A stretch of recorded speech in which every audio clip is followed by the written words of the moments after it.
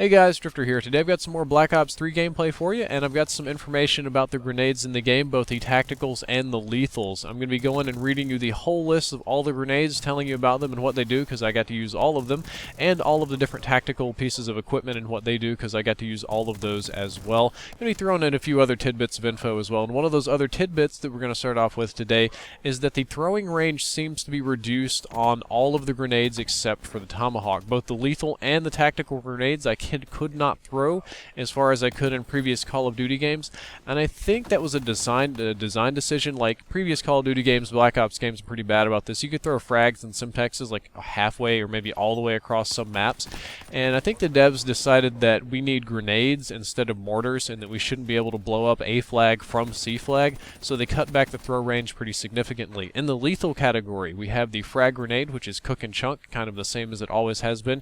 You can hold it, cook it, throw it, airburst it, roll it, pretty normal, and it actually works pretty well. People don't jump that high, so you can hit them with the frags. I didn't like it quite as much as the Simtex. For whatever reason, the Simtex floated my boat a lot more in this game. It works exactly how it does in previous Call of Duty games. You throw it, it sticks to whatever blows up. The new one, the one that I particularly like, my favorite, is the Thermite grenade. This is the new Molotov cocktail. When you throw the Thermite grenade, whatever it hits, it's going to blow up, and it's going to kind of set that thing on fire, almost like a white phosphorus, even though I know Thermite's a little bit different. Just blazing, burning hot, and it's an insta-kill if you hit somebody in the body. Like if you direct impact with them, you're going to kill them instantly and set them on fire. It's awesome. If you hit the ground, it sets the entire ground area on fire. It's a big area of denial for objectives. Like you can just throw it on a flag or a hard point and burn up most of the flag and hard point and push people off of it. It should be noted that Flak Jacket will give you a very heavy resistance to this. You won't be able to hurt Flak Jacket users with Thermite very much.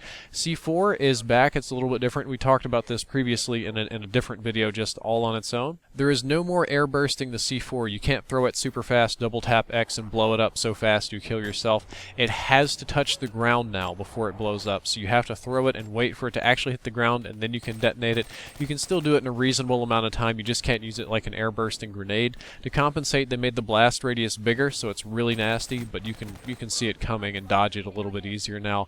And it does have a tiny little indicator if enemies are nearby. It's a little red light that'll turn on your HUD. I didn't use it very much. Our game modes were way too chaotic. It's more like a capture the flag or search and destroy kind of thing.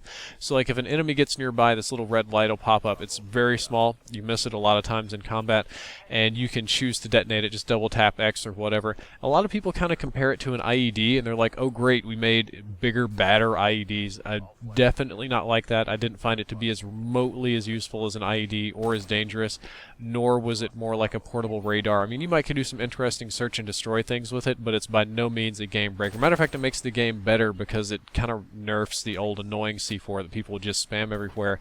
There is a new kind of plant and forget explosive device called the Trip Mine. The Trip Mine is kind of like a bouncing Betty. When you get too close to it, it throws a circular mine up in the air that detonates at about head level, but it also blows up on the ground too in a circular fashion. So it kind of blows up in this dumbbell shape, both in the air and in the ground.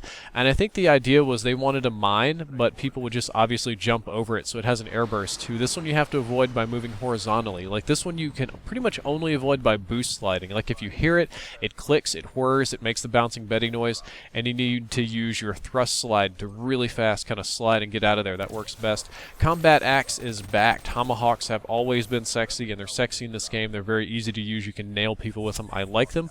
Let's talk about tactical grenades. The concussion grenade is returning from previous Call of Duty games. It might have been called a stun grenade.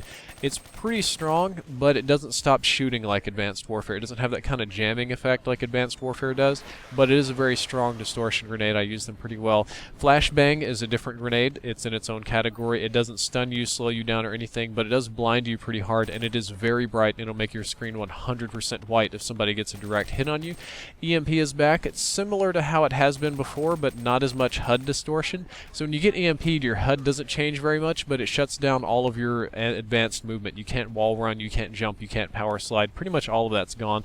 Limits your equipment and score streak use briefly too. Time's not as much as it used to be. EMP's really not nearly the threat that it used to be. It's more of an anti-equipment thing now. There are smoke screen grenades. These are pretty simple. You just chunk them out. The smoke is dark and thick. It's not a white smoke. For whatever reason, they went with dark, scary smoke. Trophy system is back. It's almost exactly the same as it has been. You plant it, and it'll protect you from incoming grenades of any kind. Shock charge returns. It's a little bit less strong, and I only mean a little bit. It's still strong, but just a smidge. It'll work in water, too. It doesn't set all of, like, everything in the water doesn't become electrified. Unfortunately, it still pretty much works exactly the same underwater as it does on ground. You can plant it walls, ceilings, ground, pretty much anywhere. I found the easiest place to put it to be on wall run patterns, especially in places where people wall run like over a cliff or a ledge. If you put it there, they'll run, they'll get stunned, and they'll fall off and die, and you get the kill. That's pretty glorious. And there's one more piece of tactical equipment that was locked. You couldn't play it, but I want to say that it was unlocked when we played back in March, and I want to say it was a tracking drone type thing, kind of like the ones that you had in Advanced Warfare that nobody used. But I kind of want to say that, but my memory is a little bit fuzzy. But there was just one extra piece of equipment that we didn't get to use at the reveal here. Guys, that is all about the grenades in Black Ops 3 Tactical and Lethal. I hope you learned something useful. If you did, don't forget to like, favorite, and subscribe. Drifter out.